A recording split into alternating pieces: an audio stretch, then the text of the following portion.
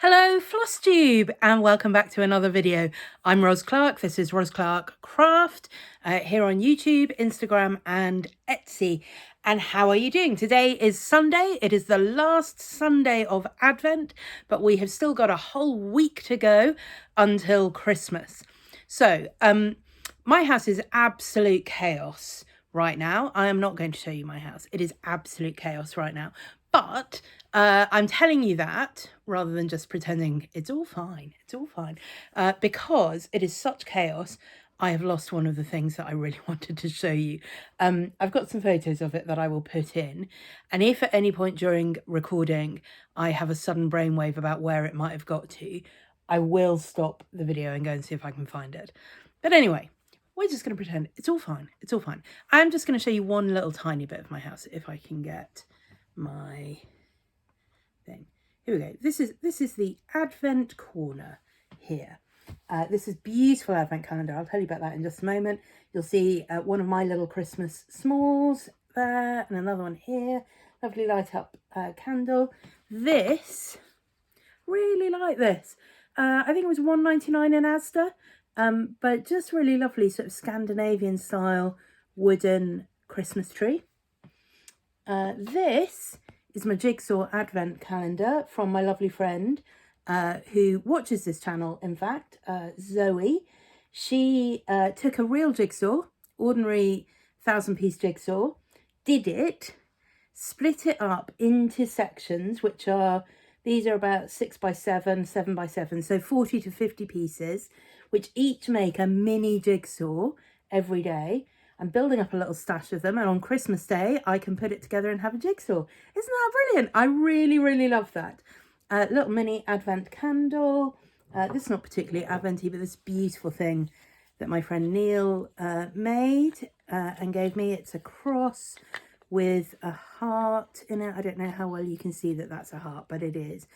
He does the woodwork, and then a transfer on it which says perfect love drives out fear and repent and believe. It's just such a lovely thing to have and just to hold in your hands. So yeah, so anyway, that's Advent in this house. There is another place actually where I've got a different Advent calendar. Well, I've got all the little bags with the jigsaw pieces hung up in, and I did end up with another Advent calendar as well. I might tell you about those at some point. This is the sort of Advent calendar proper. Let me just hold that and I will hide behind it. I only bought it a week ago. I don't know if you can hear me behind it actually. I'll tell you. I bought it a week ago. I went to Chatsworth last week. I had a little mini break in the Peak District. It was so lovely. I just really recommend that. I've done it a few times.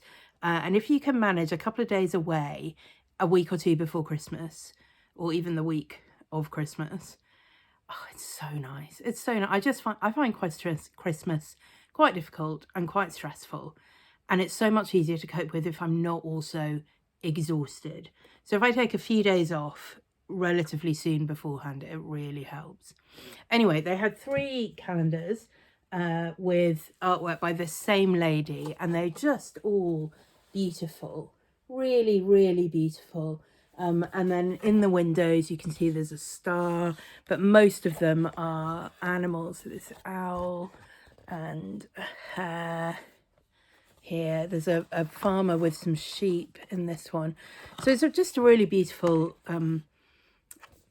sort of very traditional nativity scene. The others are slightly different. This one is called Holly Hedge, and the artist is Angela Harding, and I think this is sold by Art Angels. I will put links in the box below because I'm pretty sure you will be able to still purchase these, and you might even be able to get them at a bargain price.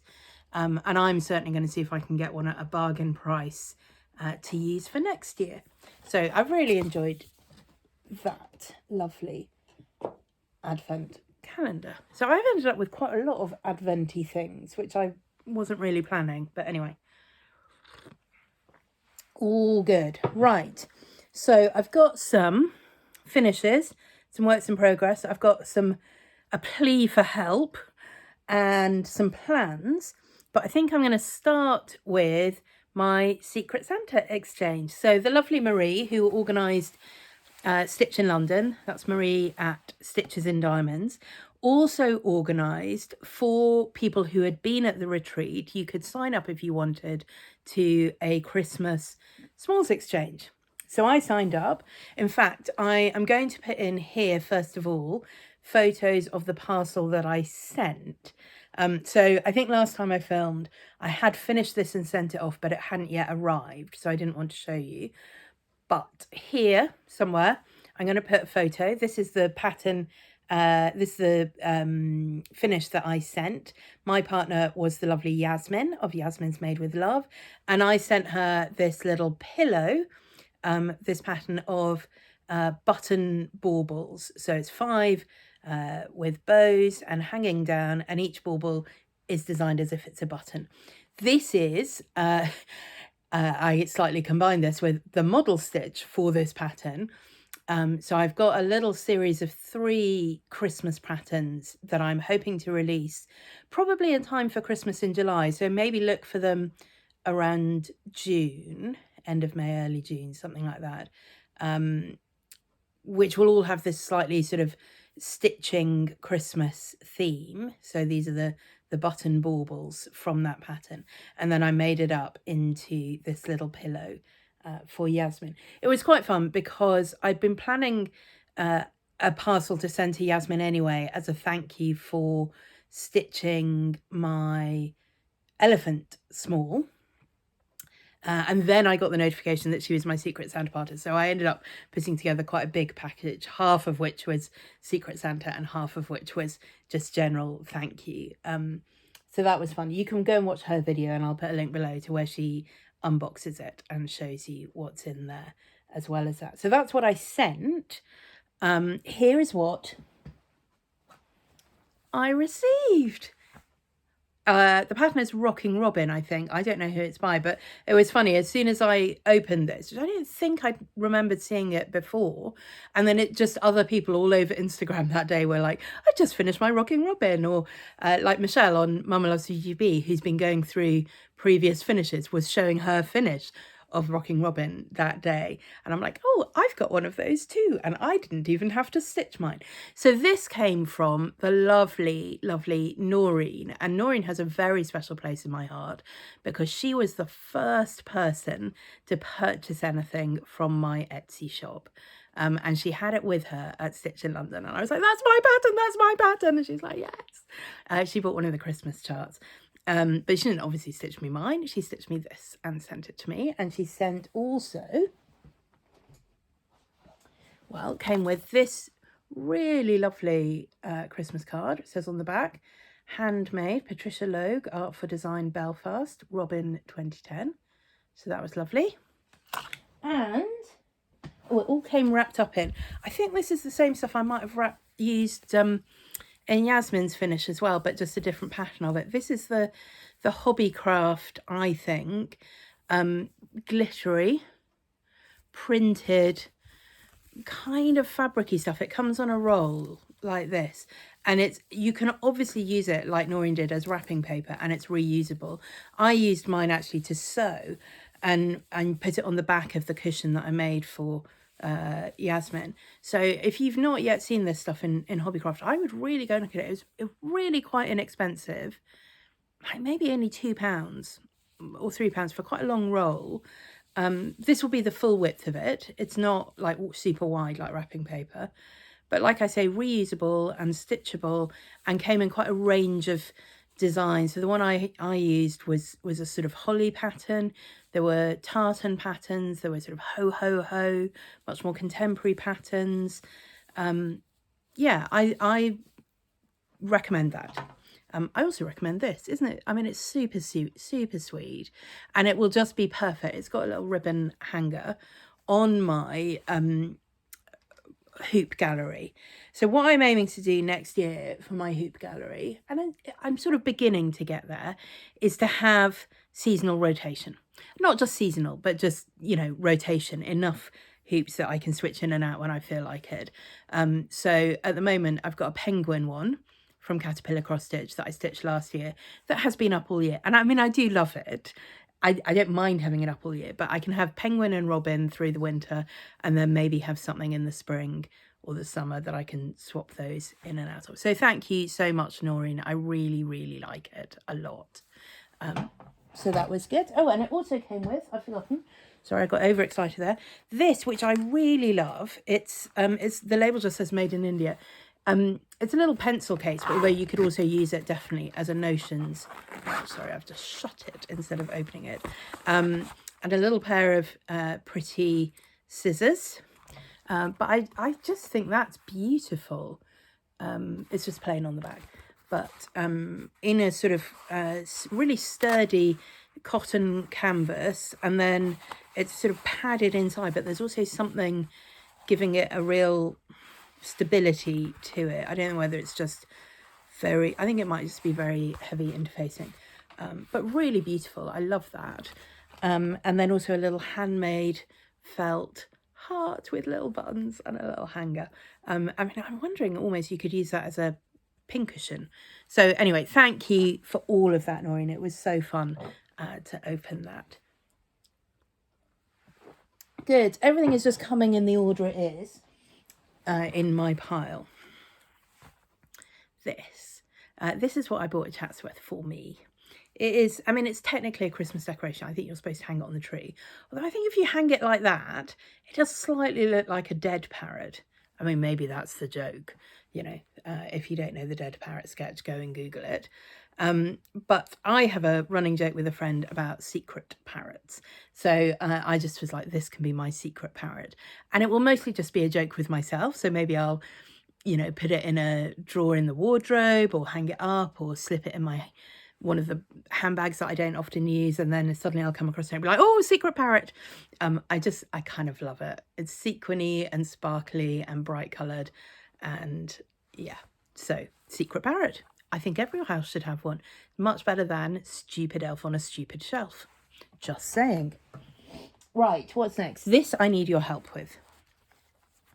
So let's get this out of the way. This is, in fact, I might take it off the hanger so I can show you.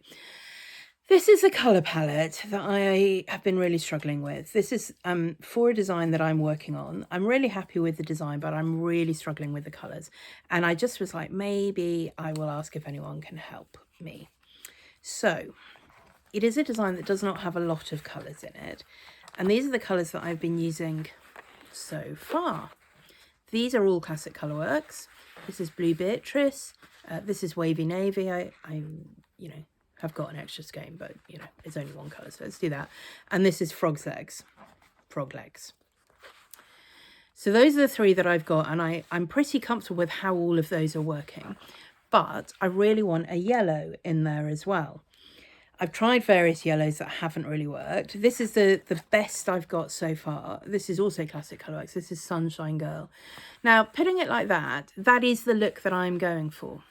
What I'm struggling with is when I am stitching, I'm stitching on 36 count Zweigart Platinum, which is quite a light, bright colour fabric. The yellow slightly disappears into the background, but also ends up looking identical to the green because I'm only using one thread, and they are in the same sort of family. This is a slightly greenish yellow, and this is obviously quite a yellowish green, and with one thread of them, they just, when they're next to each other, they really fade into the same colour. So I'm just wondering if anyone's stitched on Zweigart Platinum, if you've got any recommendations of good yellows. It doesn't have to be classic Colourworks. It doesn't have to be over dyed. If you've got a DMC or an Anchor or a Sulky that you think would work brilliantly. But also if you've got, you know, a Gentle Art or whatever thread that you think, oh yeah, actually that will be perfect. Even a silk. I did an order from Lakeside Needlecraft of all the yellows that I thought might work. And so many of them, when they arrived, they were just so pale. They didn't work at all. And that's the problem, is I'm just starting to wonder if I'm looking for a thing that doesn't exist or can't exist. Because what I need is a yellow that is brighter and darker than this, but still ideally in the kind of cool side. I'm not looking for orange. Yeah, I'm looking for really bright, sunshiny yellow.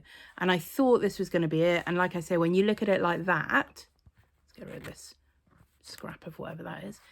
That is the look that I'm looking for. It just doesn't look like that when I do it with one thread on the platinum. It just fades away. So if you've got any bright ideas about yellows, really love to hear them, because I'm slightly at my wit's end with that. Right. What else have we got? This is a plan in here. I've been talking about this for a little while, but I'm going to tell you more about what the actual plan is at this point. So, oh, I seem to not have the pattern in this bag. That's weird. Anyway, I'm not going to go and get it because you know this pattern. It is A Year in the Forest by Cottage Garden Samplings. Is that right? Anyway, you know, it's the Year in the Forest that everyone's been doing. And I have the Jack Rabbit pattern. I'm not doing the whole series. I have the Jack Rabbit pattern. I have this, which is labelless, helpfully. I think it might be Fox and Rabbit Ballet Slipper. I think that's what this is. I think that's what I ordered specially for this, basically. And what I am going to do with it, this is The Wind in the Willows. It is not a first edition special copy, I promise you. It is not worth anything in and of itself. Let me just look at the front page. So first published 1908, this edition 1931, 37th edition. 37th editions of anything do not go for a lot of money. But it is special to me because not this lady, whose name is crossed out, so it was second hand when it's going, but this lady, Betty Bayard, is my grandmother. And I'm trying to think, if this wasn't published in 1931, I guess so, she would have been 10. So yeah, that would make sense. Anyway, so this was her copy. As I say, it was second hand when she got it. My mother then had it, and then I had it. As a child, I think I also had a copy which was maybe my grandfather's, which is the one I actually remember reading. And then I think I got this one when my grandparents had died and we were doing a house clearance, and I had a number of their old books came to me. It's not in good condition. You can see there's marks all over the cover, this here. And like I say, there is nothing inherently valuable about this book. You know, I think if you took it to a second-hand shop, they'd chuck it out. If you took it to a junk shop, I mean, they might give you £1 for it. I really don't think it's worth anything if you're not me. So I'm going to cover it. I'm going to stitch Jack Rabbit on this fabric, which is plenty big enough. I mean, this is half, and I think half of it is probably big enough because you don't need loads of extra wrapped around it. And you know, I do have more than that. I think I've got a fat quarter. Is that fat quarter? No, don't know, fat eighth maybe, but anyway, it's definitely big enough. And I've worked out, I can't remember what this is. I think it might be a 32 count, but I think I've worked out that the chart will fit on the front. I am going to make some changes to it because I want the design to include the title of the book. I don't know. I might do. I will see how it works, whether I also want to chart down the spine. I probably am not going to do anything for the bag. I might do like a little motif or something, but not very much. So I need to work out exactly the dimensions and how it's all going to fit in and do some charting. But this is going to be my next start. It might be a Christmas Day start or a Boxing Day start or a Christmas Eve start, something like that. I'm not going to be using all the called for colours, but I have collected together, I think, most, if not all, of the colours I'm going to use. I think there are a couple that I'm going to go and get DMC for, and these that I've got in here are a mix of Gentle Art and Classic Colourworks. I think the chart calls for 1 or 2 weeks dye works, but I don't have any and I don't want to get any. But I think I've got, you know, things that will work. to do this. So I'm excited about that. And I'm excited about this idea of doing cross-stitch book covers. I don't have loads, but I do have maybe a couple of dozen sort of oldish books that are not valuable. I promise I'm not doing this to anything that is valuable. That and some that are kind of newish books, actually, that are hardcover books that I think would be beautiful with stitched covers. I love those. I'll see if I can Google and put in. There was a series of classic books that came out a few years ago with stitched covers. I think there was a Little Women and The Secret Garden, maybe one or two others, and they were so beautiful. And obviously what you got was a reproduction of the stitched cover. But actually, if you're like me and you are running out of wall space, let the reader understand, you've got to think about what your stitching is going to be. I don't want to stitch a pile of stuff that's going to sit in a drawer. I don't mind stitching stuff that's going to rotate in and out, like I was just talking about with the sort of hoop wall, but I don't want stuff that's just going to sit in the drawer. I don't have spare wall space. I have a little bit out in my sewing room, and I have some things that could be rearranged a bit, but not much. So that's why I really enjoyed making the little mini book that I showed you, I can't remember his last video, a couple of videos ago, and I definitely want to do more of those with small stitches. But I really like the idea of stitching covers for some of the books that are already on my shelves. And some of the books I have are quite big.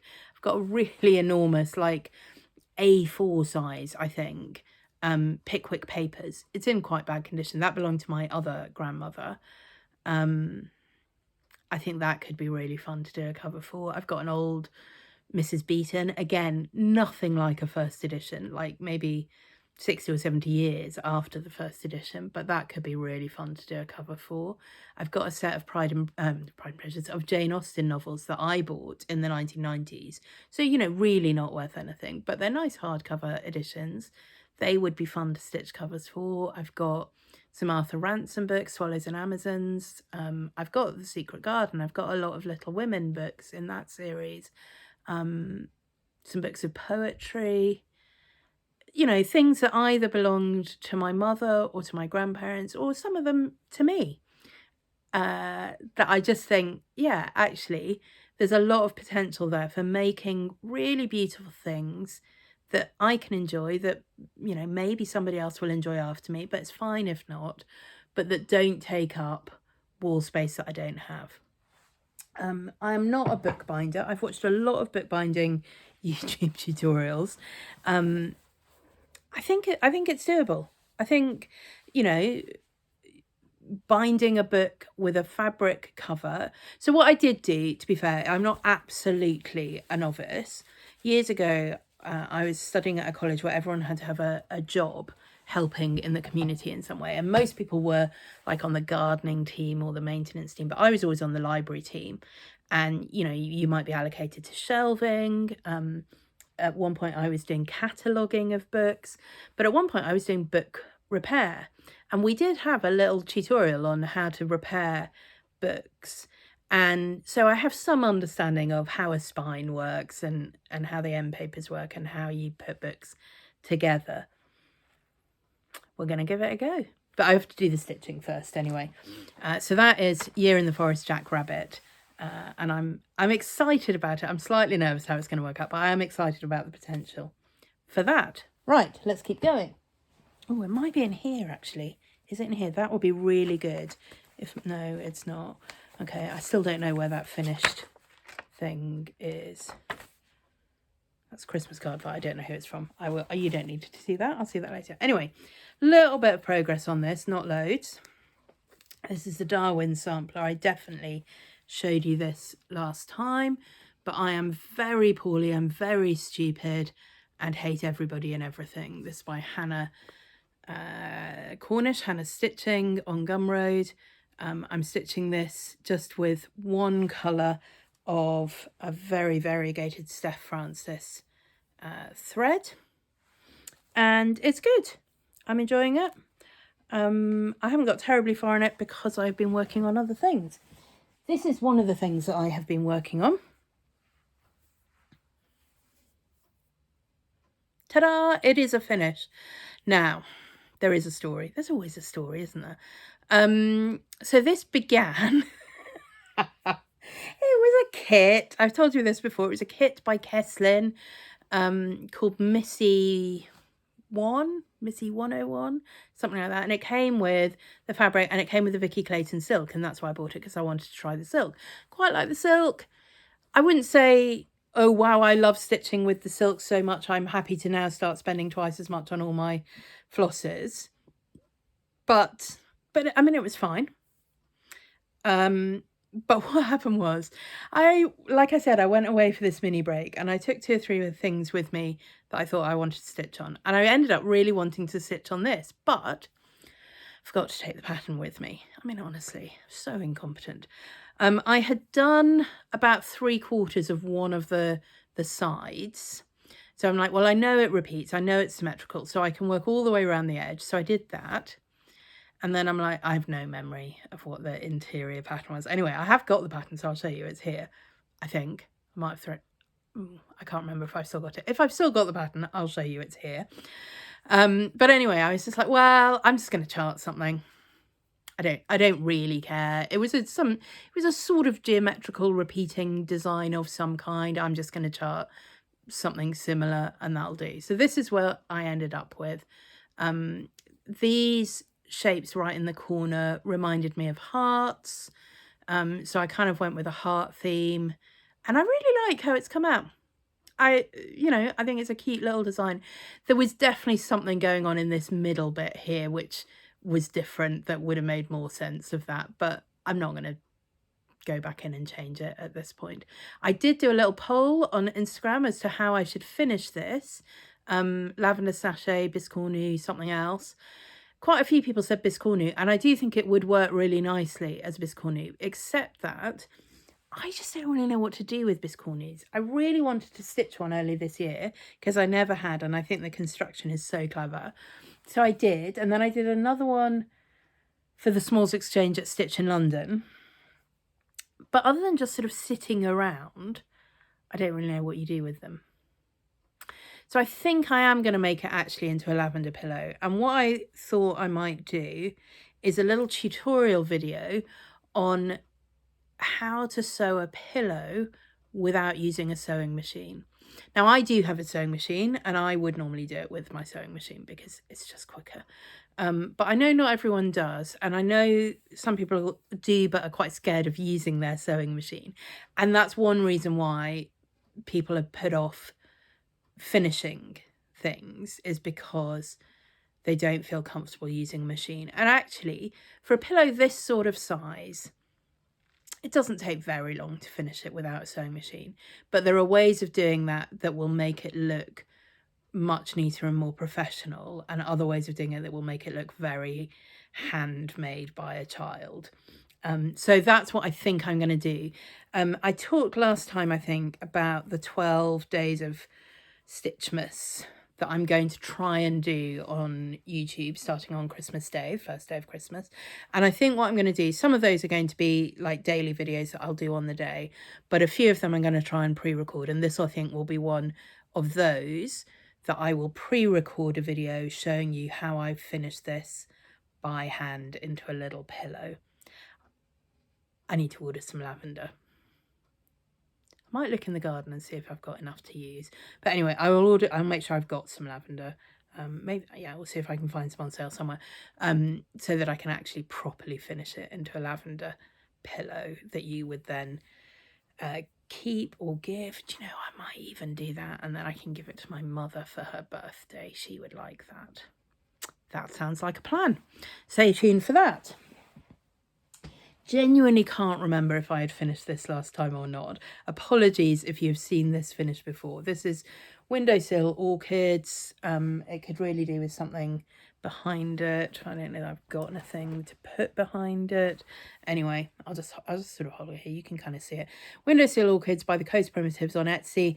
The actual design comes with a window, which makes more sense of it being called Windowsill Orchids. I didn't stitch the window because I am going to do it, I think, as a circular hoop finish, and this can be like one of my spring rotation. I think this might have been stitched on Zweigart Platinum as well, actually. I think that is right. And I did find that the called for colour on this orchid just didn't show up really. So I switched it out for Classic Colourworks Amethyst. All of this was switched out. This was a variety of different over-dyed threads that I used. And I really enjoyed stitching. I think I might have talked about this before actually, because I really enjoyed the use of negative space in this design. I think it's designed with a very light touch that is very effective. You just get the real sense of the lightness of the flowers, and yeah. So that's the Coast Primitives on Etsy. Highly recommend. Good. We are getting through this stuff. Let's have a look. This is not cross stitch related, but I really wanted to show it to you. So, lady at my art class, there we go. A few weeks ago, I can't even remember what we were supposed to be doing, but she was like, I don't want to do that. I'm just going to draw something. And what she has drawn is a school nativity play. And I just think it's brilliant. And I said to her, you should get that made into a Christmas card. And she did. So this is her Christmas card, which I just love. So you can see here the scary teacher at the front, all these animals, which are just children in the costume. Have you noticed the camel, front of the camel child, back of the camel child? I mean, love it. Her daughter is also in the art class, and when she was a child, her twin sister was Mary, and she was the grumpy shepherd. And then obviously you've got all the children at the back who are angels and stars picking up the numbers. And then the parents at the front with their mobile phones recording everything. Yeah, I just wanted to show that. People are like, why don't you show more of your art? I don't really have art to show at this point. I think you've seen everything that I've done recently. It's not very much. But I did want to show you Angela's brilliant nativity Christmas card. Good. That is the end of my pile. I still have no idea where the other thing is, but I am going to tell you about it anyway. If you follow me on Instagram, you will have seen a few days ago I had a new release of a freebie chart. There's a picture of it here. I don't know where it is. Anyway, there's a picture of it here. It's in a Union Jack style. If you were at Stitch in London, or if you saw any of the Stitch in London videos, you might have seen that I also designed a Union Jack style chart for Stitch in London, which had like needles and embroidery hoops and scissors and stuff on it. And I really enjoyed doing it. And I was prompted by someone who I think might have been Bumble Stitches, but I wouldn't swear to it, saying, you know, there's a lot of American patriotic designs out there, designs using the stars and the stripes and other sorts of things. And there's not loads for the UK. And I don't really want to stitch hugely. I mean, I don't want to stitch designs that, you know, the BNP or the English Defence League would be all over. But I do think the Union Jack is a really great flag. As flags of the world go, I think it's a really interesting one. I wouldn't say it's absolutely top. I think if we had stuck the Welsh dragon on it, I think we missed a trick there, because then I really think you could make a good case for best flag. But anyway, it's a good flag. It's a good solid geometric design. It's very recognizable. You can do a lot to mess with that flag in terms of colors or proportions and still have it recognizably the Union Jack. So I enjoyed stitching that design, and I was just like, actually, I'd like to do some more in this. So what I have done, I have charted 4 more Union Jack patterns to follow the 4 seasons. So this one, which has just come out, is the Winter Jack with the penguins and the fir trees and the hot cocoa and woolly hat. And then these are sort of a stylized holly leaf. Really struggled with the holly leaves, but I think it just about works. It's charted in just 2 colours. I use DMC, and if you download the chart, it'll tell you what numbers of DMC I used. If you wanted to, you could also include a white. I would probably suggest a DMC Blanc, something like that, and use that to fill in where the sort of words and patterns are, the negative space in the wider red cross in the middle.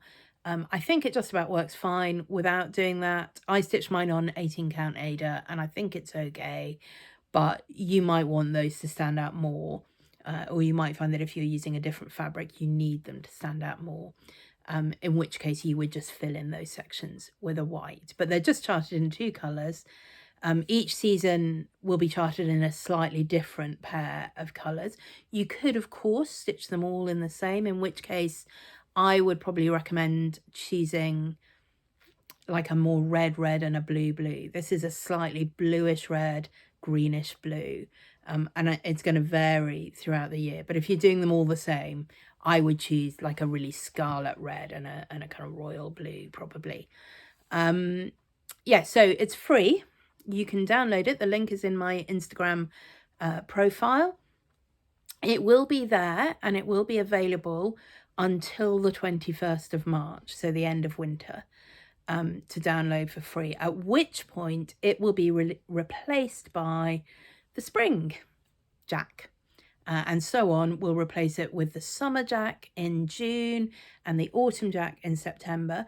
And then this time next year, all 4 of the patterns will be taken down, put together in a single pack and available for purchase for money on my Etsy shop. So if you want them free, absolutely go for it, but you will just need to stay on top of that during the year.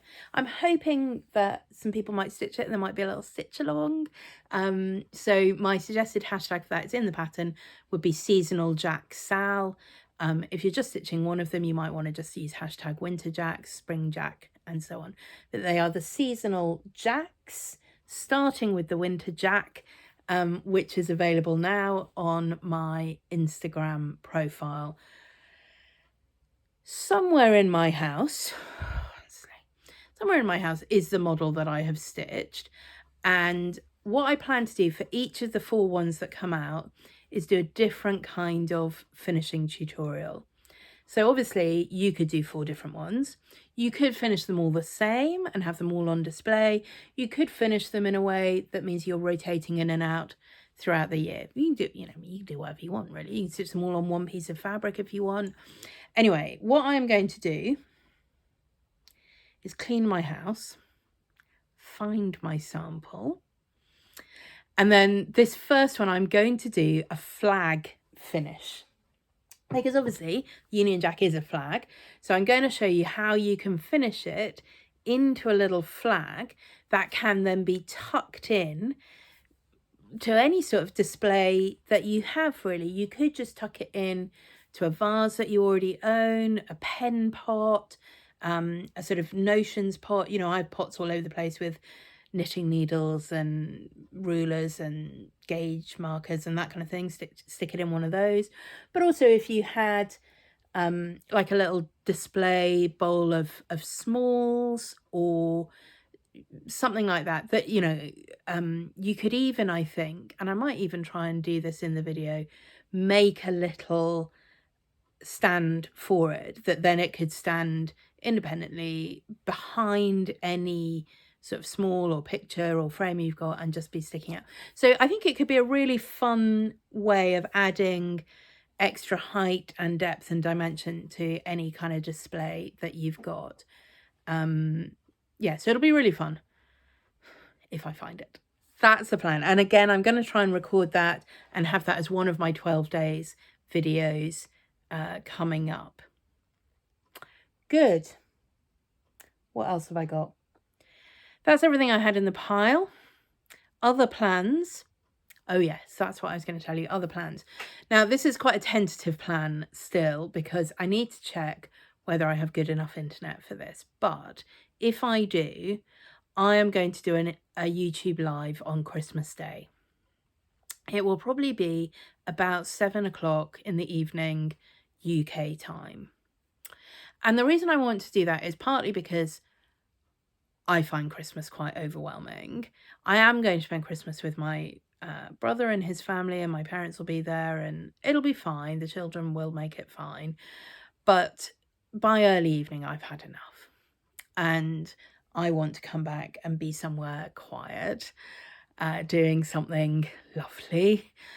So I think I'd like to do that. But I also know I've spent Christmas on my own before, and I know people, you know, I'm not the only one who finds Christmas hard. I'm not the only one who just wants an hour to take a breath and have a cup of tea and not be in the fray, or an hour to say, oh, look, there's some real life people there as well. So I'm planning to do a YouTube live on Christmas Day. I will be stitching. I will probably be stitching, not sure. I might be stitching a Saviour's Praise. I'd like to be stitching a Saviour's Praise.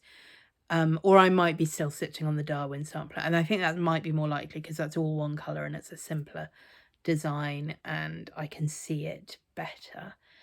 So bring your stitching, bring a cup of tea, we'll have a chat. You know what it's like on a YouTube live. You can chat in the comments and I can see them.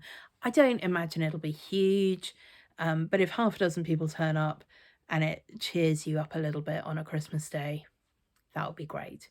It'll certainly cheer me up anyway. But like I say, I do need to check whether I have sufficiently good internet to do a live because my internet is not great. Yeah, so I will do that and I will make sure to let you know. I don't know if I can do the thing of letting you know in the community, but I will certainly edit the description on this video to confirm whether it's a yes or a no, and I will certainly put it on Instagram, my main feed, as well as my stories. So just check there. You know, I will certainly have confirmed that by Christmas Eve and probably by tomorrow. So just have a little check, and if you are free, you don't have to be free for that whole time, but you know, any time around then. I would think 7 till 8:30ish, maybe, depends how I feel and how many people come and that kind of thing, but it won't be late. And just come and say hi. Come and, you know, tell us if you've had something lovely for Christmas, or, you know, if you've had a miserable day, and we'll sympathise and send you virtual chocolates. And yeah, I think that'll be a nice thing to do. I am about to go and tidy up and see if I can find my stitching. I will see you soon. I will see you on Christmas Day with a 12 Days of Christmas video no matter what, and hopefully I might see you for a live as well. Hope you're all doing well, not too stressed at this time of year, and ready for some Christmas fun. We've had snow in the UK, not here fortunately, but there has been snow in the UK, but it's all due to melt tomorrow, and I'm really pleased about that. I do not like a white Christmas, but if you do, I hope you enjoy it. All right then, see you soon.